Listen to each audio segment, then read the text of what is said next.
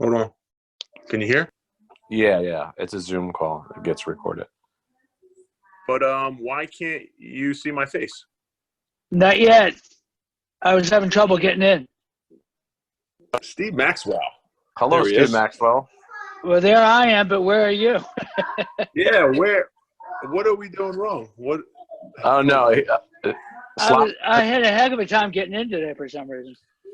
Are you telling me Steve Maxwell figured out the technology before we did? I think I may have. Oh, no. What's up, Steve? It's Phil Migliarese and Rick Migliarese.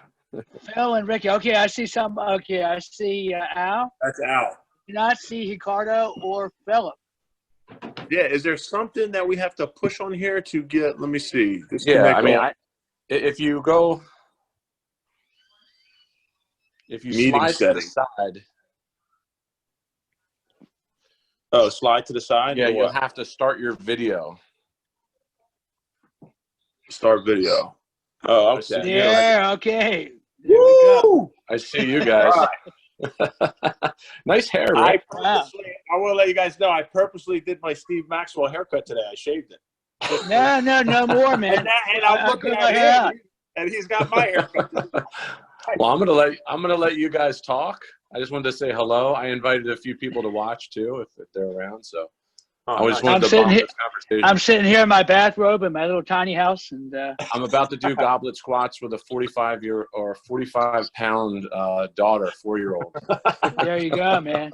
I'm not even lying. There you go. All right, guys, enjoy. All right, Don't say anything bad. Don't say anything bad. It's getting recorded. We're gonna talk about you when you get off. It's okay. That's fine. I don't care. Hey, Phil. All right, guys. I'll see you. For some reason, my audio wouldn't connect. Did he hang up? All right. Oh, there's a bunch of guys on there. I guess Well, let me see who's on here. All right, so Steve. I see Steve. I see There's Ricky. Michael Brunel, Joseph. Scats. Yeah. There we go. There we go. Yo! What's up, Scats?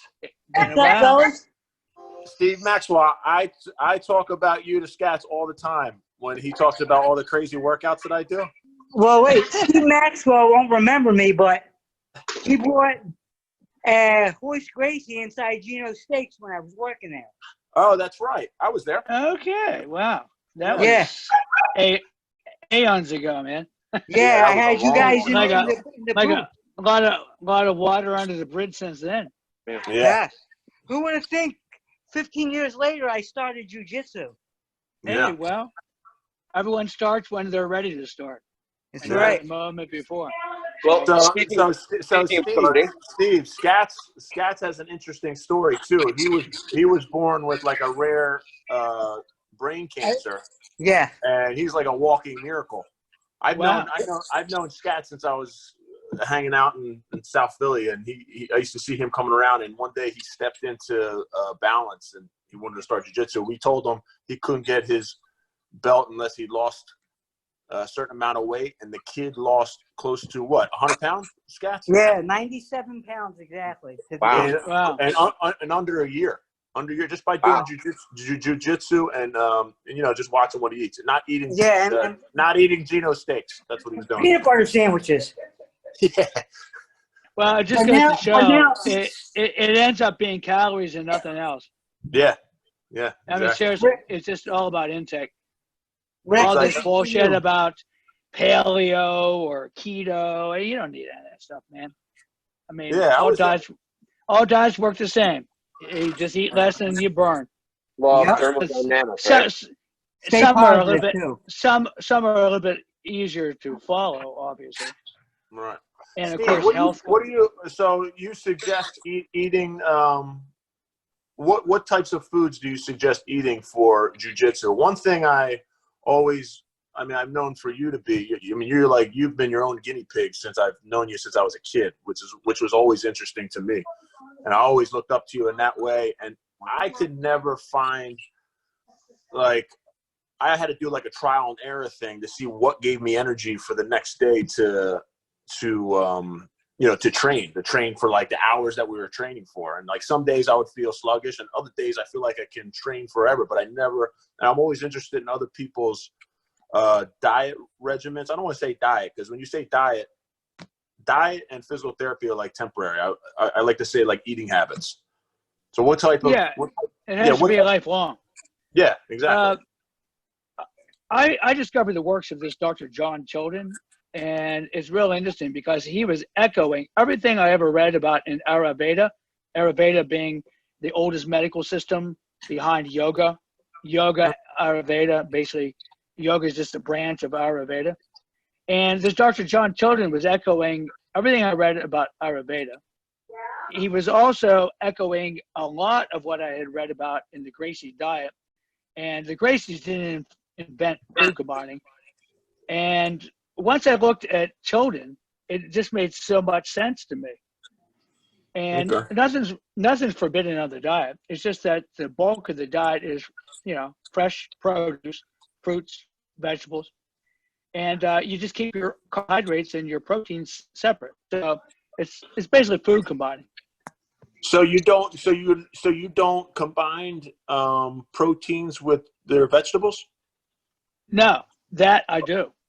Any kind of vegetables, non-starchy vegetables, with the exception of potatoes or sweet potatoes, right? Combine great with your proteins, your steak, your eggs, your cheese, your chicken, your fish, that type of thing. And I've been doing this diet for a while. Hi, Betty. Oh, yeah. No, that's my wife. I mean, my daughter. Betty's my wife. Oh, okay. Betty is your wife. I lost them. They can hear you. I don't know where the thingy went. We can see you, but you're on camera. It's getting feedback. Still? Yeah. I don't know where it went. Turn the computer off. Turn it off. Sorry, Steve. I'm trying to log me in on the other computer. Oh, okay. Medicine? Diet? You were saying? Anyway, I've had great success online. I don't know whether you know it or not, but I make my living doing online personal training, fat loss programs, health and fitness. I've had tremendous success just with simple food combining, getting people into the best shape of their life. Now, obviously, diet's just one small element. You got to remember, obviously exercise, and a lot of people don't emphasize enough sleep. You cannot lose body fat if you're sleep deprived. Yeah. And you can't even be healthy. You can't even build a good immune system. So, you can't forget sleep, rest, recovery, that type of stuff. But you can read about Chilton's work. It's free. It's online. Dr. John Chilton. Toxemia Explained. Very good book. I had read dozens of books, maybe hundreds of books on this subject, but Chilton just made a lot of sense to me. And when you read Toxemia Explained, you develop a lot of confidence. I don't have any health insurance. I don't ever need it. My diet is my health insurance. Yeah. I don't think I've been sick in 35 years, man. I don't think I've ever stayed sick. Maybe a little head cold. I think the whole time at Maxwell, I might have had maybe once in all the years I was there, I was actually bedbound. I don't remember I don't remember one time you ever being sick. It was rare. You and my dad. I've never saw my dad sick either. I've never seen you guys sick. A lot of it's your mental attitude, but the diet goes into a lot into your immunity.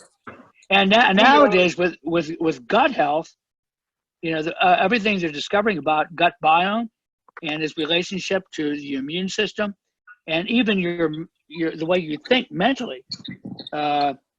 So digestion is key. And if you're overburdening your digestive system by overmixing a lot of foods together in one meal or that type of thing, you're going to really impair your immune system. What's a basic mixture? Like what's your basic, like if you were gonna do like a basic dinner? I'll run you down a menu. Okay. Some days I don't eat but 2 meals a day. Of course, you have to understand I'm 67 years old, so my caloric needs and activity levels wouldn't be the same as a young guy. and certainly not the same as a young jiu-jitsu guy that's into heavy training. But, you know, the Gracies came up with that Gracie diet because they wanted to be able to train and not be all bloated if someone came in to get it on, you know, back in the day of the challenges. So Elio didn't want to feel like he was bloated and couldn't bring it if someone came into school to challenge. And he wanted to be able to fight at the drop of a hat. That was the original idea of the Gracie diet.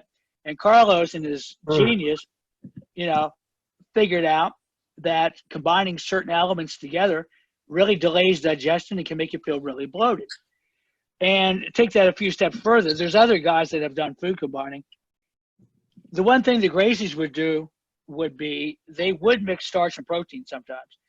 But children's animately against it, as in Ayurvedic medicine. And most of the food combining experts that I've read pretty much. Al's fighting dogs in his neighborhood. We don't even know if we don't even know if Gucci barks yet. So at any rate, that's the key. You want to keep the digestion simple so that your body isn't overburdened with the stress of digestion. That will allow you to be energetic. Because if you have a tummy full of food, that takes a lot of energy out of your system. It makes you tired. You feel bloated. You don't feel good. And it's hard. It's hard to do a sport like jiu-jitsu where there's a lot of abdominal pressure. You know, people stacking up in the guard. People lying on top of you, knee in your belly. You know, it's just not good. Well, so you want to keep that empty feeling. You know. A good example, like for me personally, of me experiencing that was when actually Al, you were there when we went to Brazil for the first time in, I think it was 99 when we went to the World Championships. I was so worried because I didn't want to eat in the morning, and then I was worried. I was like, oh my God, I don't have anything myself. I ate nothing. I think Steve, you handed me a protein bar. That was all I had, or some sort of bar or something, or a banana or something. That was it. And I actually thought in my energy level was better for some reason. I don't know why, and I can never explain, you know, what the cause of that was.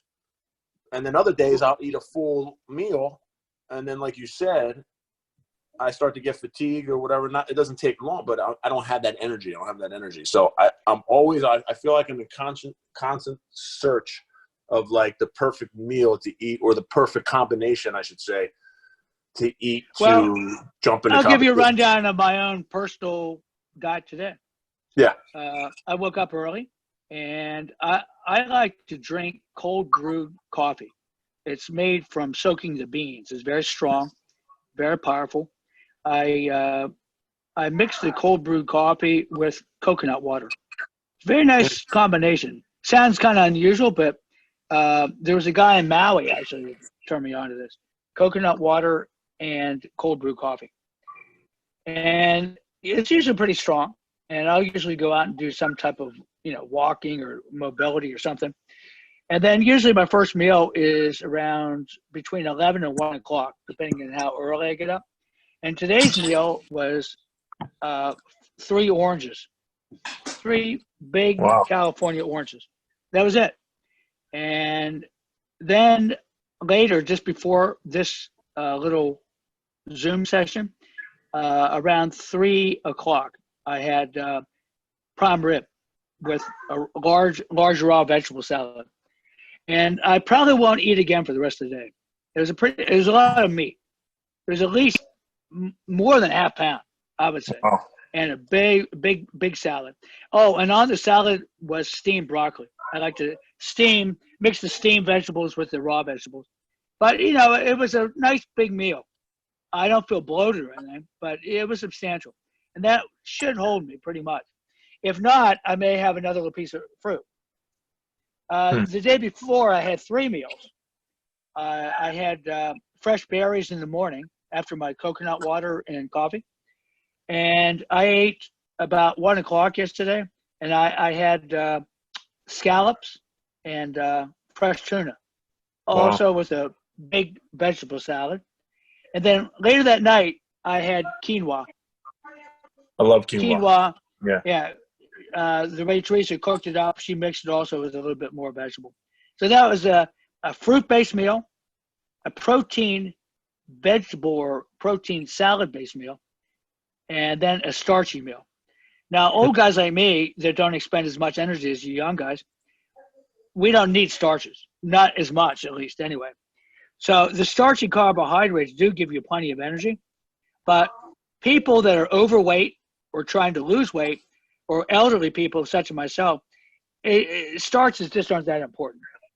You don't eat it. And when I say starch, grain, like rice, beans, pasta, bread, pasta, quinoa, which is not a grain, it's like a starchy seed, stuff like that. Potatoes, sweet potatoes, that kind of stuff. So do you think quinoa is not a good replacement for like rice and? Oh yeah, sure. It is. Yeah, I'm saying either or, but you wouldn't have, let's say, quinoa and rice in the same meal, or bread and rice, or bread and pasta. You know. So you separate the starches. Yeah, it's too easy to overeat, man. Starches are delicious. You're telling me. Man, you mix starch with some salt and a little butter, or you mix it with a sauce, or some cereal grains you'll have with some type of sweetener. Steve, you remember how I eat, right? I don't. Oh, yeah. This everything. I definitely eat. I definitely could throw it down, but I try to. But I definitely expend almost the same amount of energy as I did when I was a teenager. So, but I'm trying. Well, here's the thing too. Like, how old are you now, Reggie? I just 41. Okay. A man starts to lose muscle mass, of course, each decade after the age of 40. It varies from individual to individual. But what sets your metabolism, your metabolic rate, is your muscular body weight. So the more muscle you can put on when you're younger, the better as you get older, because you're going to lose it. Right. It's kind of like putting money in the bank.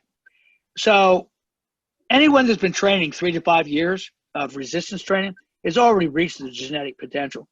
There's no such thing as gaining forever, like Men's Health magazine, whatever you believe that bullshit. Right. That's just to sell magazines. You do not keep gaining size and strength forever. There's a ceiling. Without a little help, right? Well, even with help. Yeah.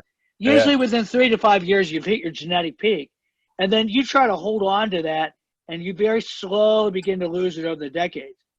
Now, for guys that don't do any resistance strength, and when I say resistance training, I'm talking about it could be calisthenics, barbell, even machines, any of that kind of stuff. Time under tension.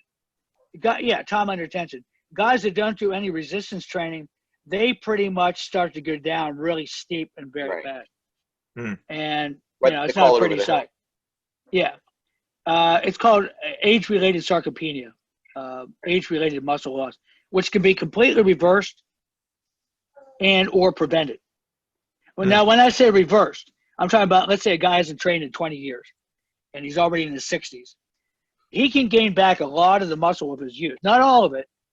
And a guy that never trained, that starts later in life, he'll still get bigger and stronger and gain really well, but he'll never quite reach the level that he would have if he would have started in his teens and 20s. So you're saying there's muscle memory if you started as a young kid, or if you started and you packed on the muscle, even if you lose that muscle, you're saying in your older ages, there would be muscle memory that can take you to. You could gain it back. Once gained, the muscle cells stay with you pretty much. Oh, that's good to know. Yeah, no, but I mean, once again, you're never going to be quite the same as you were in your 20s or whatever. Yeah. So for guys like me that started training when they were like 11, 12 years old, I pretty much hit my genetic peak ages ago and was just trying to, hold on. Now, we're assuming that a person's training intelligently and not grossly overtraining. Right. I have seen people that have been training for a decade or more that were so overtrained that just making them rest for a week, they would actually gain size and strength, not doing anything, just so their body could catch up. So that's a fairly common phenomenon, especially with bodybuilders that love to be in the gym, in front of the mirror pumping it out with their bro dudes, you know. So the injury. The bro. Say again? The injuries from improper training. Yeah. And overuse. A lot of people don't look. When everyone talks about strength training, everyone's looking at size and strength. Everyone forgets about safety, sustainability. You know, that's an important factor. It's not enough. I mean, any system will pretty much bring you to your genetic peak. Doesn't matter. Kettlebells, powerlifting, Olympic lifting, CrossFit. Doesn't matter. Gymnastics training, in the hood workout. Yeah, I mean, but not all exercise systems are sustainable and safe. Right. And you know, some take a lot of time. Would you I mean, say some of the research that's come out is really exciting, man. Pretty much the people that were talking about high intensity training was single set. They were right all along. There for the longest time, super slow. You remember, Ricky, when I was involved with that? Oh yeah, I was just talking about that. Well, there's so many people attacking it at this time. It pretty much eroded my confidence in it. But with the latest research from Fisher and who's the other guy? James Steele. They pretty much vindicated super slow as being one of the absolute finest ways to preserve lean tissue and to build strength in the first place. So the problem is everyone's confused between demonstrating strength versus building strength. Exactly. So Steve, you started the super slow. That was actually the first type of training that you ever put me through at the Society Hill Swim Club. You remember Society Hill? Oh yeah. So do you remember? So you were doing super slow training in there. You pulled me in as a kid. I think I was like 13 or 14 years old. That was the first introduction to like lifting. I knew what a gym was, but you pulled me into the gym in there and you made me do the super slow training. That was pretty much, and then you carried that on. That was what you carried on to Maxercise. That was the theme that you carried on to Maxercise. Yeah. And I remember that was what we did. And that was all we knew. You said 10, you were like 10 seconds up. I remember 10 seconds up and then holding and then just the controlled. You didn't have to do heavy weight. You had to do controlled motions. Well, that's the exciting thing now that they've found. Yeah. The people that are really doing a lot of research in this field, the weight doesn't matter. In fact, you don't even want to lift a heavy weight because of the wear and tear on your body over a lifetime. It doesn't make sense to be stressing your connective tissue and your joints with ultra heavy weight if it's unnecessary. Now, if you're like the Mountain in Game of Thrones, did you happen to see the guy's 1,110 pound deadlift? Yeah. Like, wow, it's pretty impressive. That's crazy. He just did that, right? Okay, but he did it with, it wasn't technically a deadlift because he used straps. That would actually negate it as being a deadlift. It was an assisted deadlift. But still, I mean, come on, 1,100 pounds. But that's to be picky, it wasn't a true deadlift. However, that is absolutely unnecessary for meeting your maximal strength and muscular size goals. Right. We were always told you need at least 80% of your ability to do a single rep max. Is simply not true.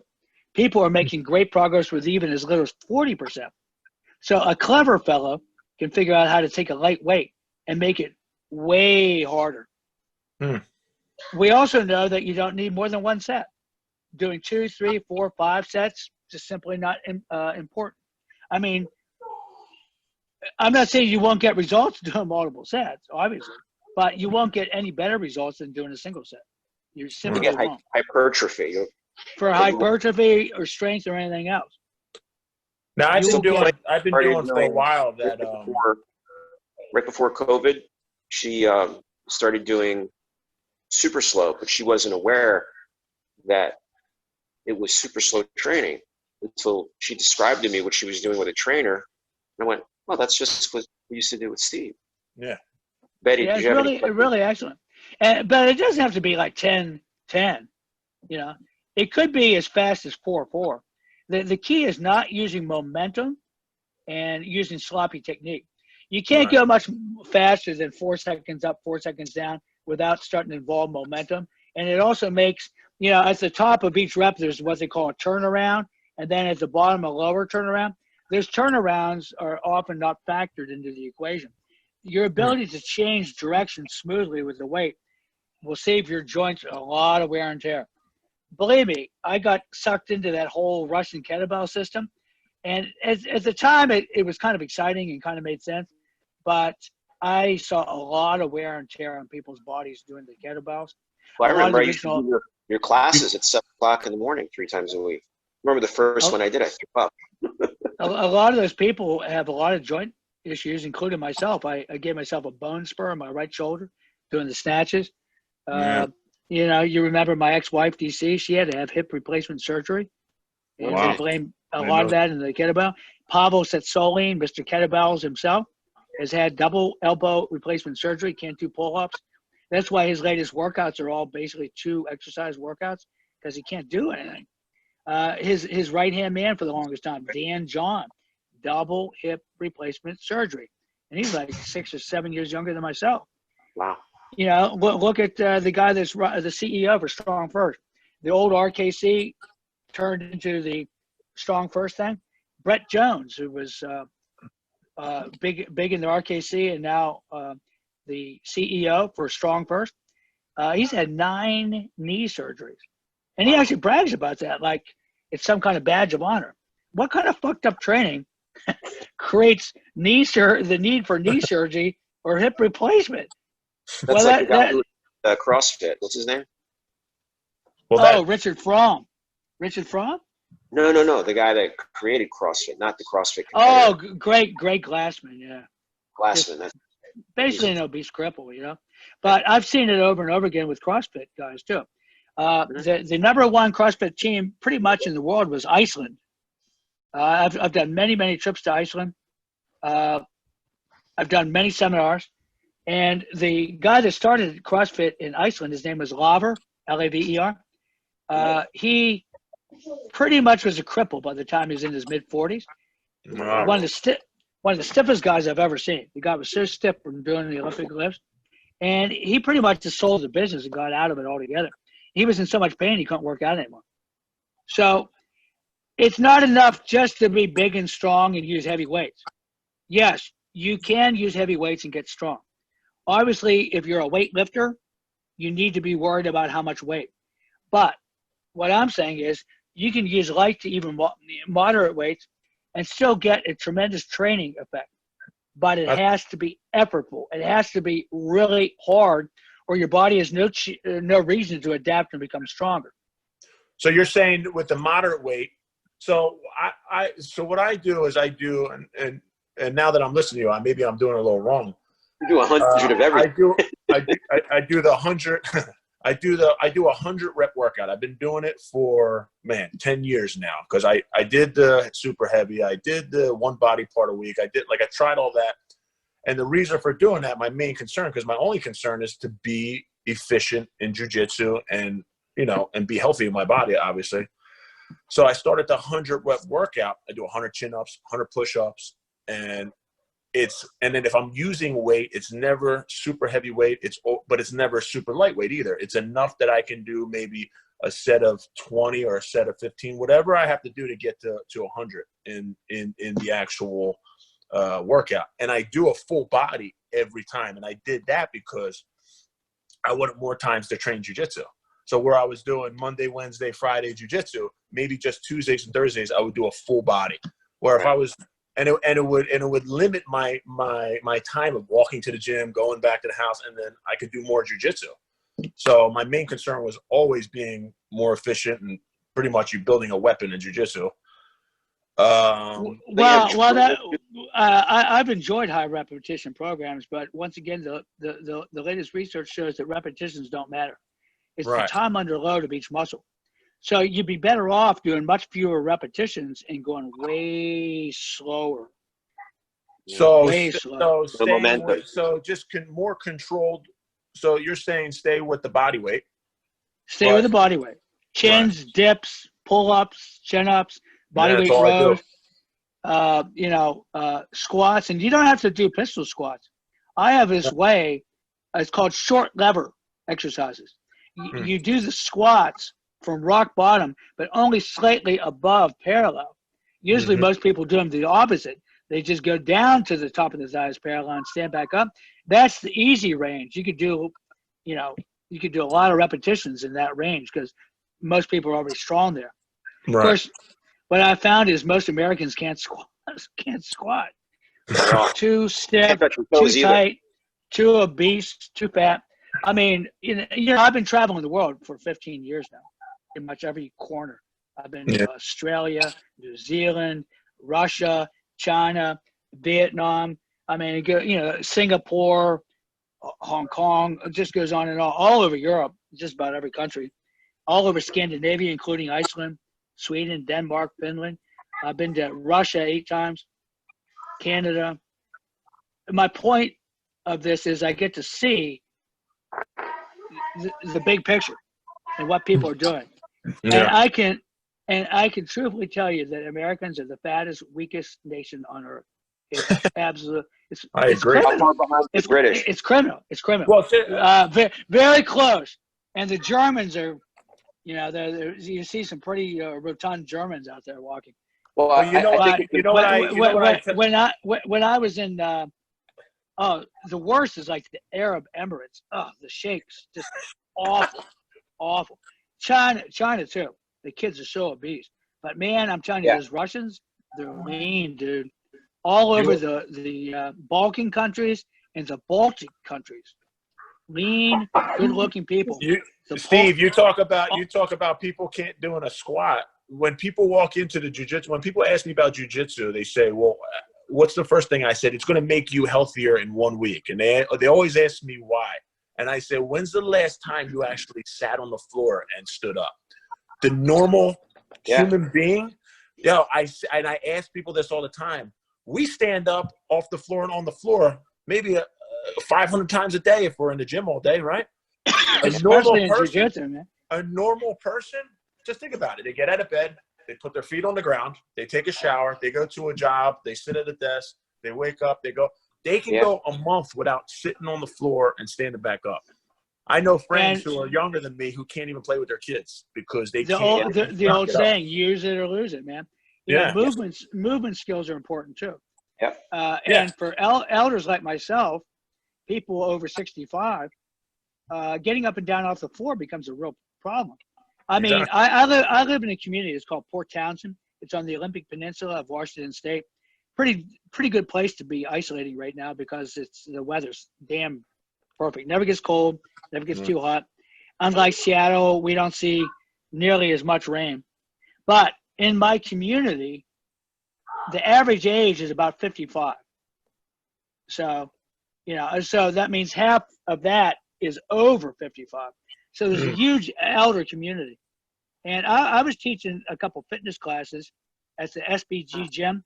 Have you heard of Matt Thornton's Spray Blast gym, Ricky? No, what is it? Matt Thornton was an early jiu-jitsu pioneer. He got his black belt from the Machados way back in the day. And he started an organization called Straight Blast Gym, which is basically a combination of like kickboxing and BJJ. And they're kind of like the Gracie Academy in that they really support their members.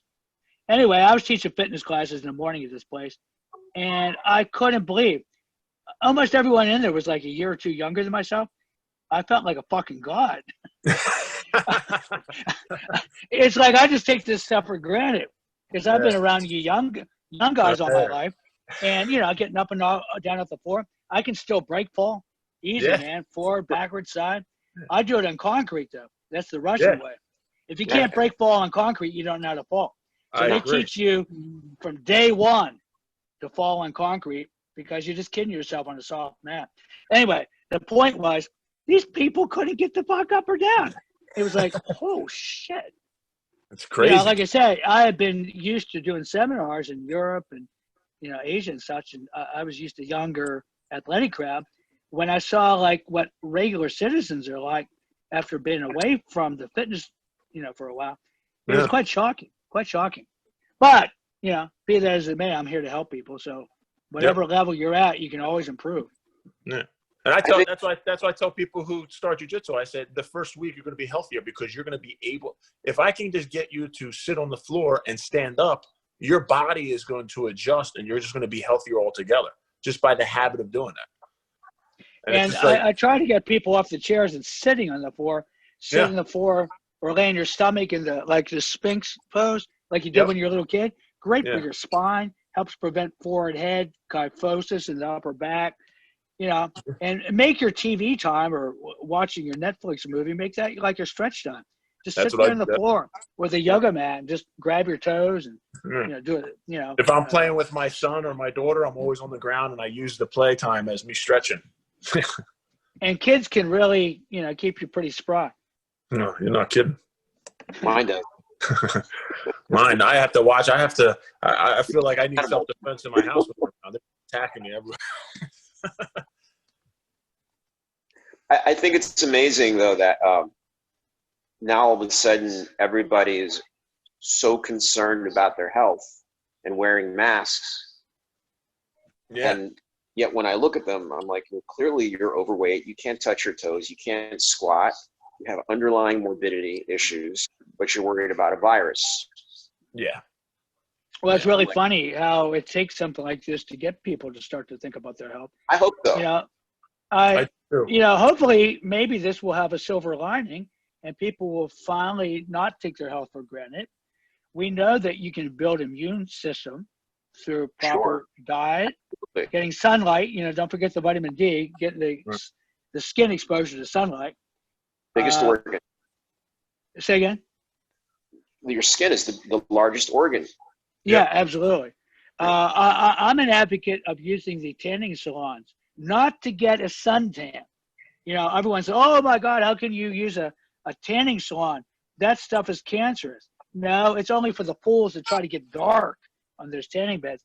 But if you only lay in there like between 2 to 5 minutes once a week during the winter time, you build all the vitamin D levels you need. With the actual tanning salon, really? I didn't know. Yeah, it got to be a lay down bed though, the low pressure bed, not the booths where you sit up. It got to be the old school bed. There's one down there near Riverview movie theater. Maybe it's still in business.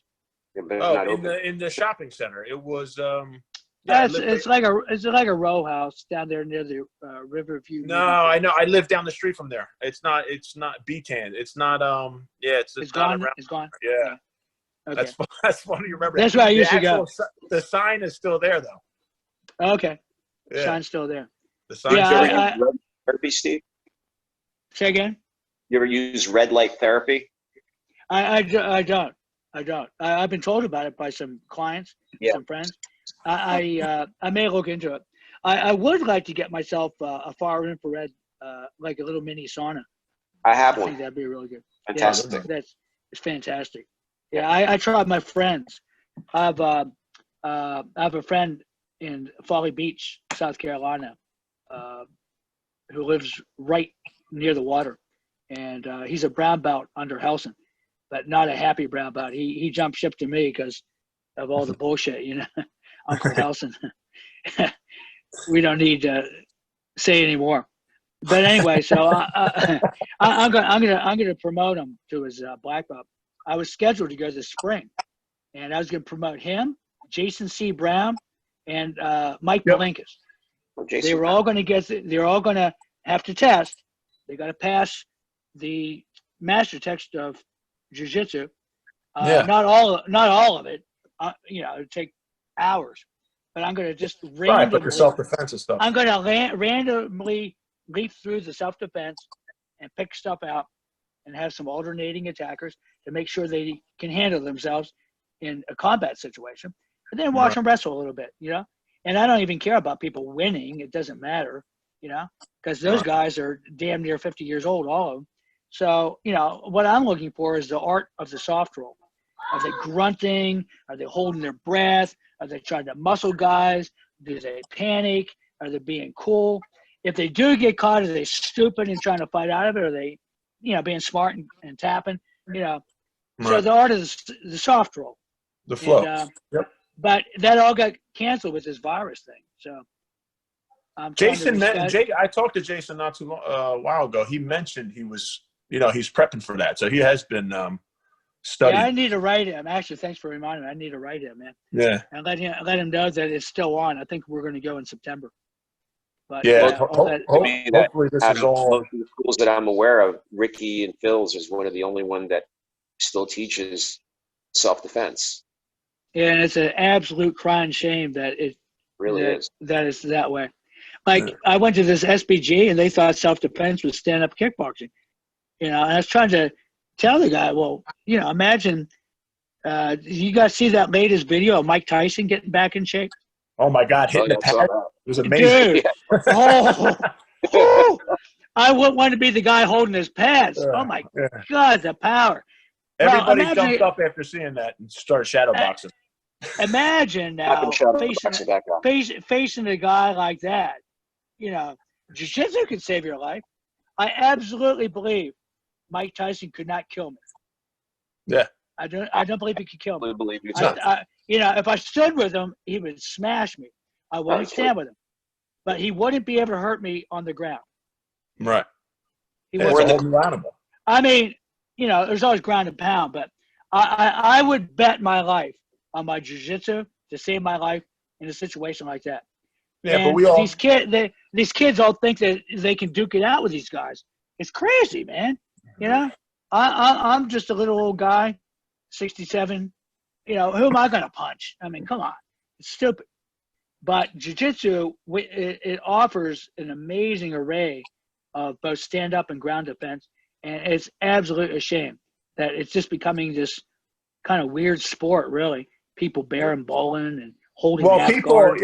I try to explain to people too, like there's the jiu-jitsu that we learn today, or that people learn today, and this jiu-jitsu that I tell people about the stories of Maxwell all the time. I was like, look, when we learned how to pass the guard, we learned the technique, and then whoever was teaching class, whether Steve, he added punches to it, or he added protecting yourself, and he added. We always had strikes. People are like, well, what if somebody hits you? I'm like, what if? The jiu-jitsu, that's what jiu-jitsu is.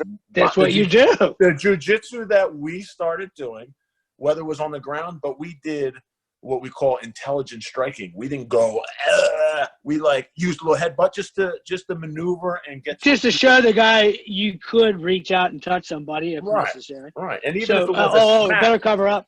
Yeah. Exactly. But it's a technique. It's a technique. If I use a little snap to get a reaction, that was a little technique to get the reaction rather than forcing something. If I'm it's almost like pushing a button, little tap, guy brings his hand up, boom. So that's how we learn jiu-jitsu.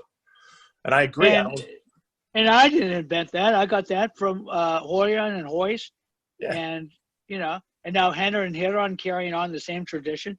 Yeah. I'm pretty close with those guys. I go out there to the Gracie Academy and do seminars. And I just recently did a mobility for their crew. Just like a free little thing for the guys, just keep everyone's spirits up. But that's the way jiu-jitsu should be taught. And that's the way I agree. And I see Betty Santiago there. Hi. How are you? You cannot beat jiu-jitsu technique for women's self-defense. No. There's nothing better.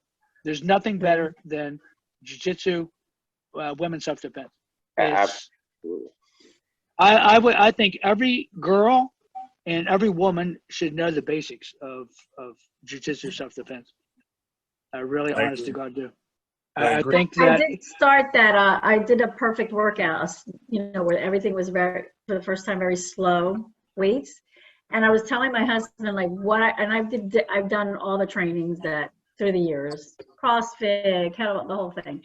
And what I felt different about that slow movement, I felt muscles that within my body that I've never felt before. I don't know if I'm describing that right, but that's like the difference. Like I felt like it was tapping into smaller muscles, surface muscles within my body, as opposed to regular weight training. Would you agree with me on that? Well, when you slow the movement down, besides taking away the danger of fast reps reps in themselves, they work. There's no doubt it works. You can see people that use fast explosive reps all the time. But Right, everyone, but all the micro trauma on the connective tissue and the wear and tear on the heads of those bones in your joints, it develops little osteophytes, which become osteoarthritis. Very painful. And, you know, of course, a poor diet exacerbates that, but for sure, just doing a sport like jiu-jitsu is going to create some of that. You can't escape it. But I don't want to. I don't want my fun, my recreational jiu-jitsu, and couple that with stupid weight training. That's like a double whammy. So, you know, for me, I never interested in bodybuilding or weightlifting as a goal unto itself. I was always interested in using my conditioning and strength training to make me a better athlete. In this case, a better grappler, whether it be gi or no gi or whatever, man. Okay. That should be the major goal. But yeah, anyone have any questions or anything they want to? Well, have we all talked out? No, I've never talked out. Steve, you know what I was wondering? Are you still doing the like the Russian body strengthening, like the cold to hot? I still use cold therapy. Yeah, Yeah. well, remember now, I've been on the road. I became basically a digital nomad for almost 15 years.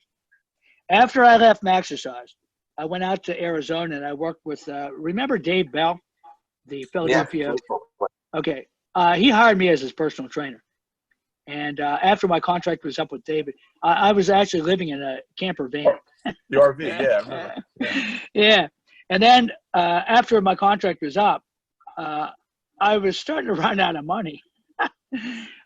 And I got a job at Club Genentech. Genentech is this big biopharmaceutical, big pharma company. And they had this corporate gym. And I got a job working there, teaching, believe it or not, jiu-jitsu. They provided it for their employees, if you can believe it. There was over, I mean, it was like 13,000 people at this one center for Genentech. That's like a small city. And Wow. Yeah, so I was doing personal training, teaching jiu-jitsu and stuff at this place. They gave all sorts of perks to these people, and most of them were scientists that had been recruited from all over the world. But I just didn't fit in with that corporate environment, man. It wasn't Steve Maxwell. I was always, I was always in front of the human resources director because I called someone fat or. Yeah. Or I was a single guy, so I would hit on one of the girls in the class, and next thing you know, oh no, you can't do that. So Al, you gotta know, I've known Steve since I was a little kid, and my first very, very little. You were tiny. So my first experience with Steve Maxwell was Steve, do you remember Rambo aerobics? Oh yeah. So I remember chasing you and Phil around the Society O Club. Yeah, so trying to catch you, little bastards. Right into the girls' locker room, and so Steve was like a live action hero to everybody. He would come in with fatigues. He literally jumped off a roof with a rope and used to come down. That's how he started his classes. Like, and I was just like, I used to say, Mom, I said, who's this guy? I said, who the hell is this guy? He's jumping off the roof. So he grabbed me one time. This is why I ask about the body. And I know you probably don't remember this. We weren't allowed in the jacuzzi area at the Society Hill Swim Club. But like Steve said, they always called Steve to chase me and my brother around because we'd either be in the women's bathroom or we'd be like just causing trouble. So we weren't allowed in the jacuzzi. So Steve came in and we were scared shitless of him. He came into the jacuzzi and he goes, you, and he points to me, he goes, Ricky, get out. He goes, now this is what you're going to do. You're going to jump in the jacuzzi and then you're going to jump in the pool and you're going to do that 10 times. And I was like, okay. So, and then he explained what he did to us. He said, we want to get your body. And you were doing basically, and you started talking about it, how you were doing it. Russian therapy. Well, he was doing that stuff back. My point is, he was doing that stuff before anybody was thinking about that. Plus, they're Russian. Yeah, but same thing. But it's crazy. Like the memories I had back then. That's what we remember about you, Steve. Catching you in the jacuzzi. Well, next Well, time you come to Philadelphia, you little bastards used to piss in there too. have you ever been to the Russian spa in Philadelphia? But yeah, I still use cold water therapy. Now that I'm in one spot, because I've been traveling for 15 years as a digital nomad, literally living in hotels, Airbnbs. It was a different place every couple of weeks. It did start to get a little tiring towards the end. But I was made aware of this epidemic almost a year before it happened through my astrologer, who people have roundly poked fun of me about. But this guy said, early 2020, you want to get off the road, go back to the States, and just find an isolated area. You do not want to be traveling abroad. He says there's going to be a major crisis and a lot of fear, and I would recommend you start looking for a place now. That was a year before it happened. So we had already made plans to come here. We came here because Teresa's mom lives here. And she just lost her dad, so her 83-year-old mother, who's pretty spry, actually, who does my strength training, I actually give her a workout every week. Cool. But well, one of the things but at any rate, I have a spot where I can start with the buckets again, the cold water dowsing. Yeah. Up to that point, it's hard to do, but the cold showers for sure. Still ice cold. Very good for your body. It's funny that you said that about your astrologer, because one of the things that really precipitated me thinking of calling you and letting Ricky know that I was calling you is, I spent 9/11 all day with you. I don't know if you remember that. Oh yeah, me, you, 9/11? Jared, and remember the young boy from Saudi Arabia? Yeah, Samir. Samir, yeah. It was me, and you, and Samir, and Jared Weiner, and there might have been one other guy in there. But I was there that day. I came there that day. You might have been there too, Ricky. We were all in there. To me what was going on. And do you remember what I said? It says, "Isn't this amazing? Here we have a Jew, an Arab, and a Christian, and here we are, one, the brotherhood of Jiu-Jitsu, brotherhood of grappling, brotherhood of exercise in those days, and look how much better the world would be if people would just learn to get along." Sounds like a cliche. But no identity politics in Jiu-Jitsu. It's all meritocracy. No, one of the things that stay with me since, and that's been 20 years, is you said something like, oh, well, if this was a terrorist attack, the point of a terrorist attack is to strike fear into the hearts of the people that you're attacking. And so you said something like, well, if we become afraid as a result of the attack, aren't we giving them exactly what they wanted? So shouldn't we not be afraid? Just to not give them what they wanted? I said, well, that makes perfect sense. The worst had already happened. I'm telling you, I flew like 2 days after that attack. I had to go to this gig in Canada. It was never a safer time to fly. There were, I think I was one of like 6 people on this huge airline. And I was thinking, man, why is everyone staying home now? This is the absolute safest time.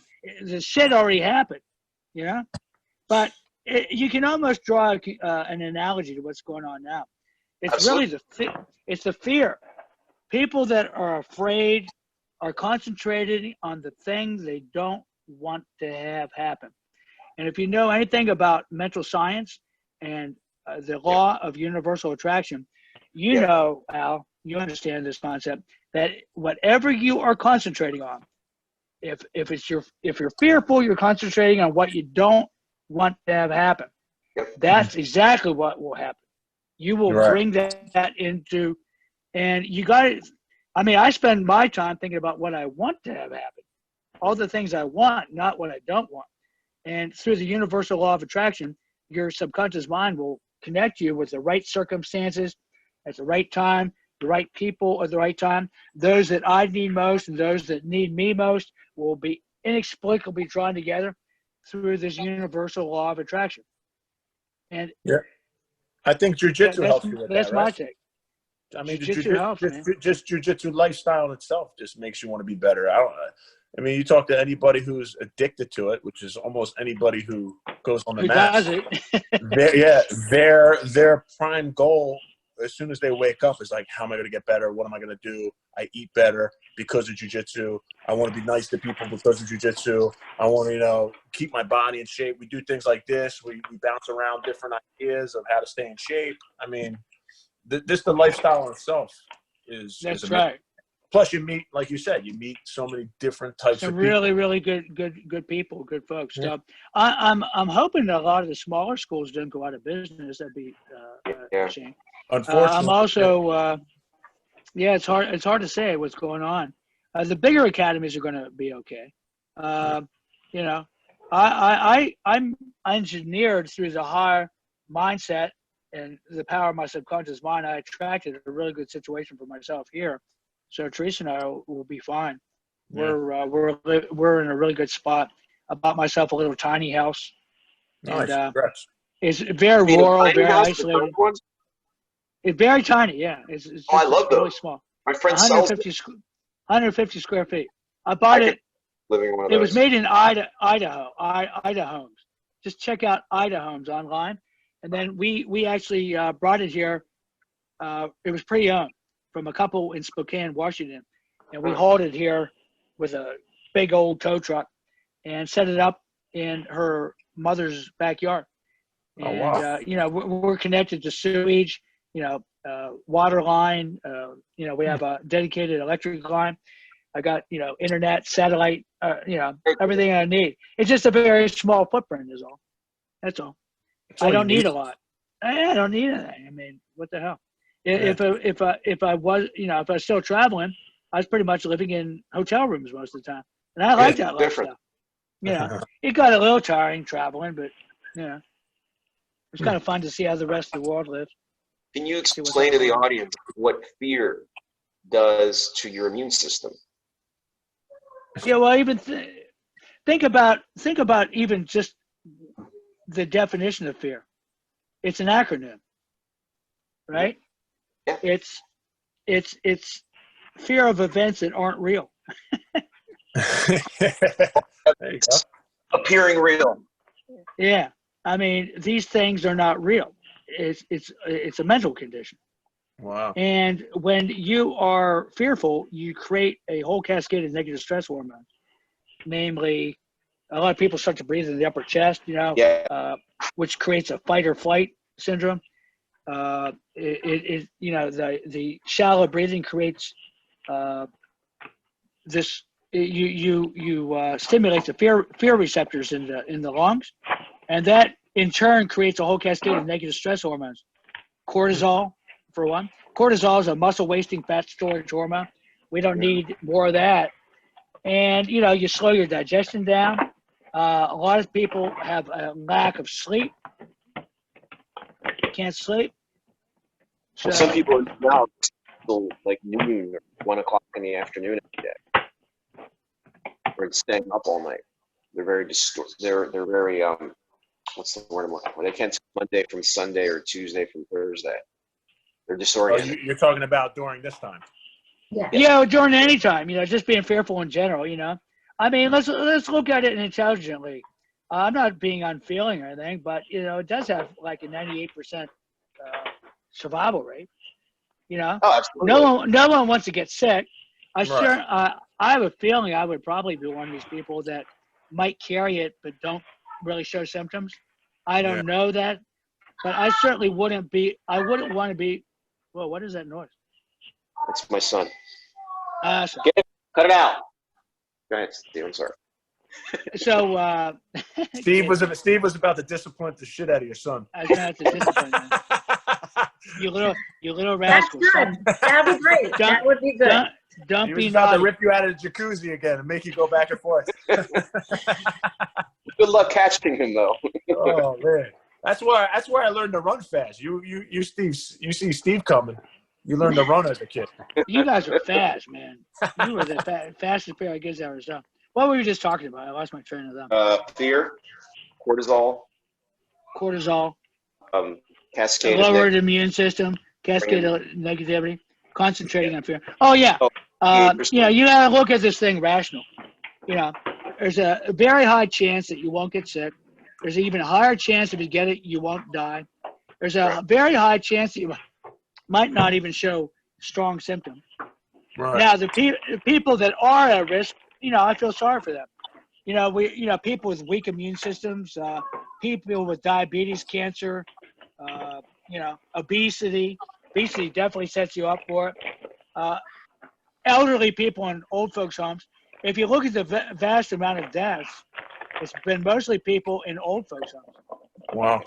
Percent of all the people in Italy that died were 80 plus years old. Huge percentage, man. Now, oh, really? I didn't know that. Yeah. So, I mean, I almost think that there's just really nothing to be afraid of. And if I did get sick, I would just simply fast until my body would heal itself. Yes. I strongly believe in the power of fasting as a way for your body to, you know, become rebalanced, and it's basically nature's cure. And I fasted through a lot of different things in my life, and it works. It really works. It's just not popular with the modern medicine. I don't trust Western medicine at all, man. I'm not saying. I'm not saying. Can you describe your fasting? Like, can you describe what that looks like for you, like in your weekly? Yeah. Well, I usually don't fast unless I do feel ill. Okay. Usually, if I start showing cold symptoms or whatever, I'll just stop eating for a day. If it's inconvenient because when you fast, you pretty much have to rest. You shouldn't be exercising and you expending too much energy. You need to rest. That's why a lot of times you get a cold or flu virus in the first place. And then I'll pretty much just drink. For a day or two, I'll just eat fruits and vegetables and kind of prepare my body. And a lot of times I'll take a colonic, which is like a enema to get rid of any waste products in the gut and the colon. If I can, I'll go to a professional place to do that. People underestimate how a backed up colon can really cause a lot of illness. Oh, yeah. And then I'll go and just have water, sometimes herbal teas. And I just basically... How many days, or a day or two? Like my longest was 10 days. Oh, wow. Jesus did 40 days. Jesus Christ did 40 days and 40 nights. Allegedly. And don't forget Bodhirama, the Buddha, 40 days. Well, he almost died. He went a little too. And what? Went a little too deep. Yeah. But the point is, going without food for a few days won't hurt anyone, not at all. And most people in the United States have never been hungry a day in their life. They have no clue what true biological hunger is, man. Not even a clue. So you can really get in touch with what it's like to have true biological hunger. But anyone could do like a day to 3 days. Yeah. I have many of my clients online will skip meals and fast when they start feeling ill. And it's like the fast track to getting better. It helps heal anything because your body requires a lot of energy to digest its food. All that energy that would normally be going towards digestion is now diverted towards healing. So also your body in its wisdom doesn't burn up muscle. It goes to the morbid tissues. If you have any diseased tissues in your body will burn that off first.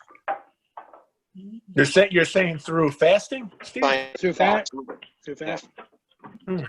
Your body in its wisdom won't immediately go to the muscles. Now, sometimes guys will see a shrinking in the girth of their biceps or their chest and start to think they're losing muscle. They're not. They're just losing glycogen and water. That's it. Wow. You don't lose muscle fasting. And you put that on your first meal back. Yeah, your first meal, second meal. But breaking a fast is every bit as important as doing a fast. You got to break it properly. You can't just go back to eating steak and eggs or whatever. You know, you also reverse it. You take broth and fruit or maybe smoothie, something easy to digest for your first couple of days back. My daughters, by the way. Hi. Hello. She's real badass in jiu-jitsu too. Fantastic.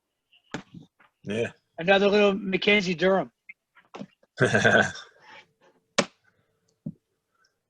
Ricky, did I tell you I was teaching for Megaton out there for a while when I first left Philly? Where, in Arizona? Arizona? Yeah. Yeah. I love it over. I love him, man. I liked it. I was over there filling in when he went to South America to visit his relative. Everyone forgets his wife was a world-class jiu-jitsu. Oh, I know. Man, his wife. A lot of people don't even know that, man. It's always Megaton this, Megaton that, but everyone forgets his wife was like a killer, man. Yeah, I think his daughter just had a baby or something, right? Yeah. Yeah, she hasn't been competing lately. So, Steve, what's the best way to contact you for anybody? Because this call or video is going to be posted. And okay. Well, the website's Maxwell SC.com. S for strength, C is for conditioning. MaxwellSC.com. There's a contact information on there if you need to get in touch with me personally. But I have tons of exercise videos, how to do it type things, tons of free articles, a lot of free information. Up to a couple months ago, I had a pretty extensive seminar schedule of just going around teaching, basic jiu-jitsu for a lifetime, mobility conditioning, specific mobility for jiu-jitsu. And I'm really big into isometrics and strength training now. I think isometrics are the way. I thought you posted something you were deadlifting on YouTube. I still fool around sometimes, doing some stone deadlifts, because there's nothing else to do. Steve, you remember that steel ball we had in Maxercise? Yeah, I sure do. I think Jason Brown got that. Yeah, was that 180 pounds? It was 187 pounds. 87 pounds. My God, I don't believe I remember that. You used to make me pick that up. The steel marble. Steel marble. Oh, no kidding. I remember Andre couldn't pick that up. That was given to me by Rusty Wright from Philadelphia Electric Company. Yeah, Rusty Wright. Yeah, he made those. You remember those steel farmer to walk steel cases. 108 pounds each. Yeah, that's like strongman do, right? Yep. Yeah. I was experimenting with some strongman stuff, but once again, I wouldn't advocate that type of training anymore. In retrospect, it can cause more harm than good, I think, in the long run. There's a lot of wear and tear in the body. Jiu-jitsu is bad enough. Really, Ricky, you just need body weight training, but start doing everything super slow. That's what momentary muscular failure. The amount of reps, what I've really been doing. Reps don't matter. High reps, low reps, it doesn't matter.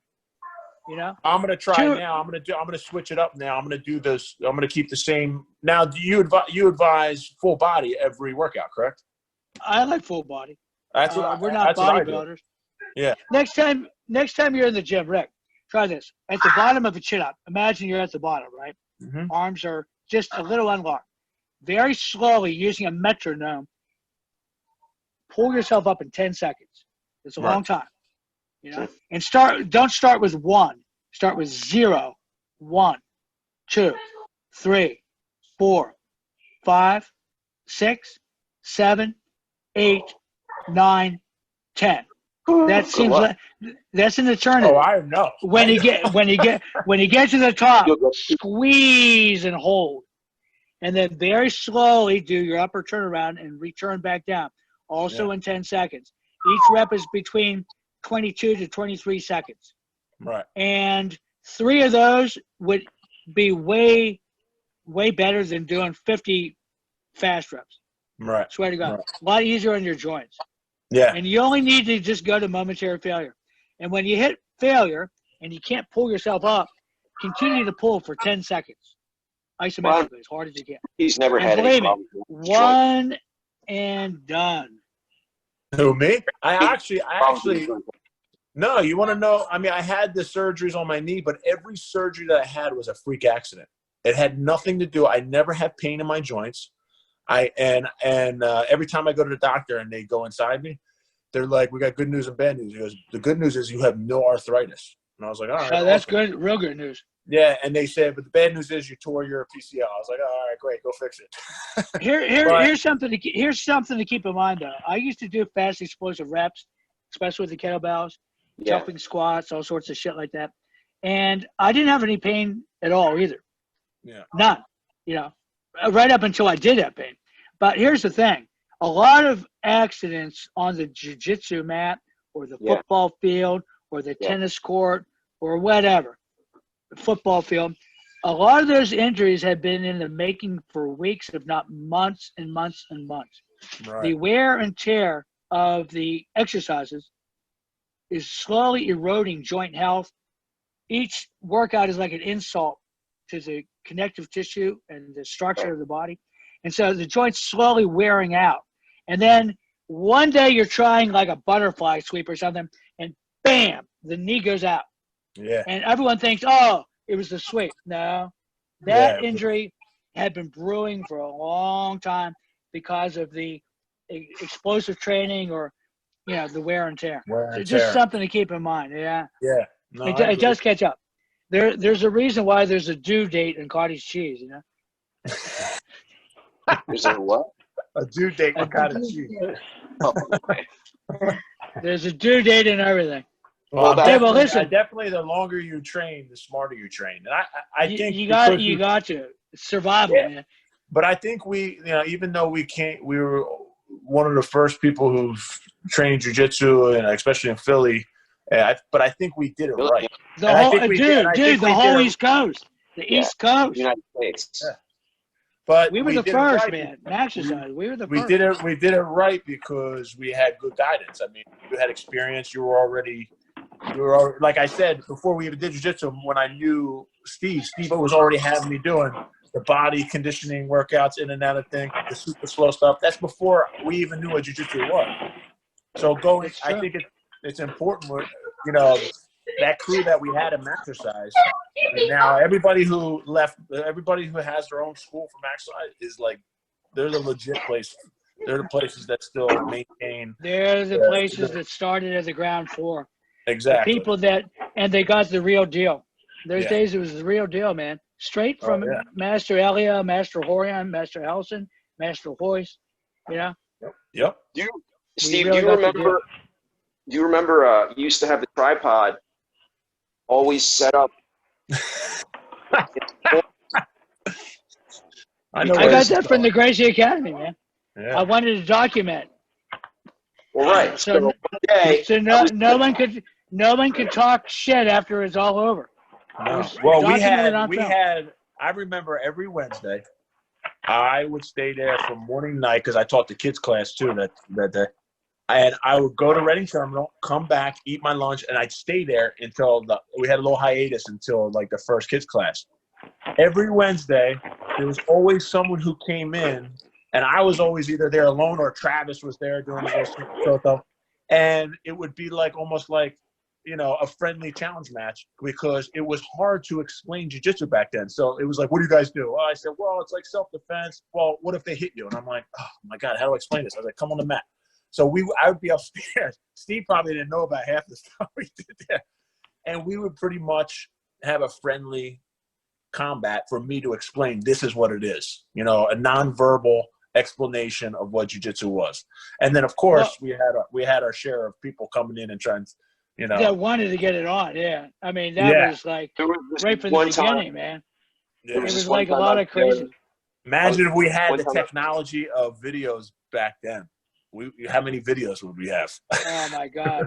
I bet you there's old 8-tracks or somewhere. I wonder if DC has all those. Steve, you remember one time? Good old fights, man. Oh yeah. One time. I mean, people really wanting to fight too, not just friendly, friendly fights. Go ahead, Al.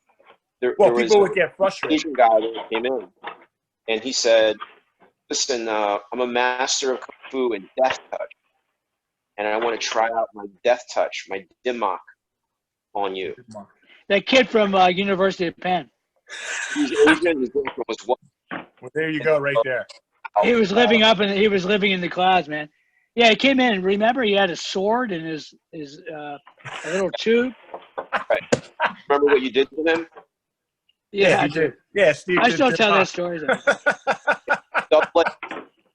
I was a referee, and I said, "Okay, are you ready?" I was like a UFC referee, right? Are you ready? Are you ready? We both said yes. And as soon as I said go, you shot. I think it was a double leg, picked him up, and landed on top of him with your shoulder. You choked him out right away. It was like it was 4 seconds, 5 seconds. Well, if you remember, he was pretty rude. He had he interrupted our class, and he told us that the technique that I was teaching that day wouldn't work because he had a special pressure point that would stop it. Exactly. That's what started that whole thing. Yeah. And I said, "Oh, really? Come on out here and show me this pressure point." Well, but then when you took him down, you choked him out. He goes, "Wait a minute, I wasn't ready." Right? So he said, "Well, you want to do it again?" He said, "Yeah." And you did it the same exact twice. And then he said, "Okay." And he left. Oh no, you forget I put him on top of me. And I said, because I asked him if his master knew how to get out of the mount. And he said he had never seen it. I says, "Well, here, get on top of me. I'll show you how to get out of this position." I said, "Go ahead, hit me, punch me, hold me down, don't let me out."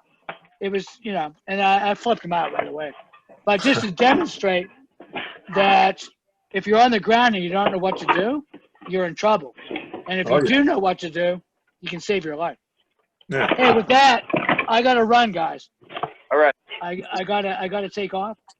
So It was a pleasure, Steve. Always good talking to you, man. It's real good seeing you guys, man. I'll see you guys. Thanks for joining. Bless. And let me know if there's anything else you guys need. Yeah, absolutely. Bye now. Joel, wait. Bye. Bye. Oh yeah. Sorry I joined in so late. Hey, you.